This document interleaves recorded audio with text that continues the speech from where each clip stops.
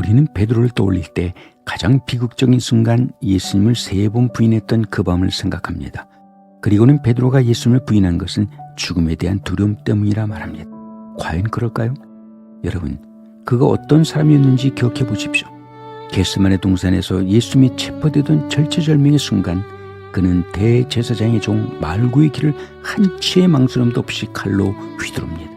당시 유대 사회는 로마의 앞자리에 있었고 베드로는 원수들과 맞서 싸우는 독립전사 집단인 젤로파 중에서도 가장 용맹한 사람들로 구성된 열심당원이었습니다. 그가 품었던 칼은 호신용이 아니라 조국의 독립과 영광스러운 이스라엘 왕국 재건을 향한 강렬한 정치적 신념의 상징입니다.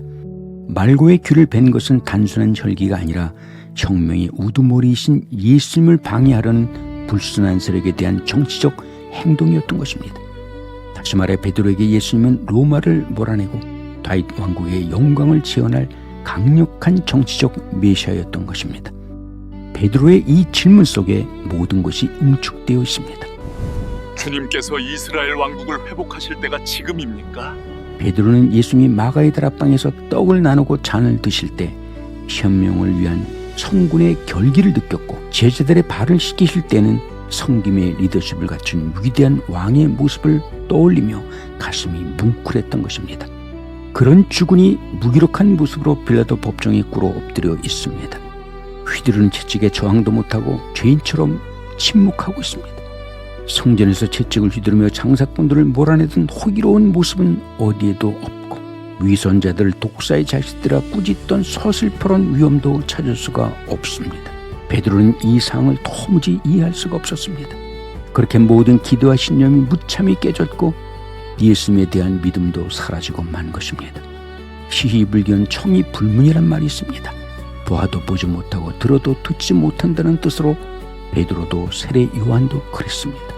보라, 세상죄를 지고 가는 하나님의 어린 양이라고 외쳤던 위대한 선지자도 자신의 죽음이 임박해 오자 오실 그이가 당신입니까? 라며 흔들림을 드러냅니다. 주는 그러듯이요 살아계신 하나님의 아들이십니다 라며 위대한 신앙 고백을 남겼던 베드로도 정작 고난을 통해 완성될 예수님의 본질을 꿰뚫어 보지 못했습니다. 비자의 말 한마디에 나는 저 사람을 모르오라며 외친 것은 살기 위한 비겁한 변명이 아니라 자신의 기대에 미치지 못한 좌절된 신념이 토해낸 절규인 것입니다. 베드로는 자신의 뜻대로 움직여주지 않는 현실 앞에서 그의 인간적인 신념은 무너지고 만 것입니다. 이제 우리는 베드로의 그날 밤을 통해 우리 자신을 돌아봐야 합니다. 우리도 예수님을 믿으면 만사형통하리라 기대하지 않았습니까? 모든 문제가 마법처럼 해결될 것이다 확신하지 않았습니까? 하지만 닥쳐오는 시련과 풀리지 않는 문제 앞에서 우리 역시 이것이 정말 하나님의 뜻인가라고 의심하며 기대와 다른 현실에 좌절하고 있지 않았습니까? 베드로의 실수는 우리에게 가장 중요한 교훈을 줍니다. 내 눈앞에 펼쳐진 현상만 보지 말고 그 속에 담긴 하나님의 깊은 뜻을 보라는 것입니다. 당장의 문제 해결보다 더 시급한 것은 그 문제 속에서 하나님의 뜻을 바라볼 수 있는 영적인 안목입니다. 베드로는 후에 깨달았습니다.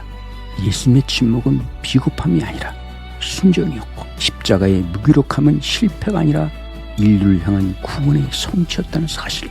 그렇게 육신의 안목이 영적인 안목으로 바뀌자 도망자였던 베드로는 비로소 능력의 사도로 변화된 것입니다. 우리도 베드로처럼 내 기준이 아닌 하나님의 기준에서 바라보는 영적 훈련을 통해 흔들리지 않는 참된 믿음의 길을 다 함께 걸어갑시다.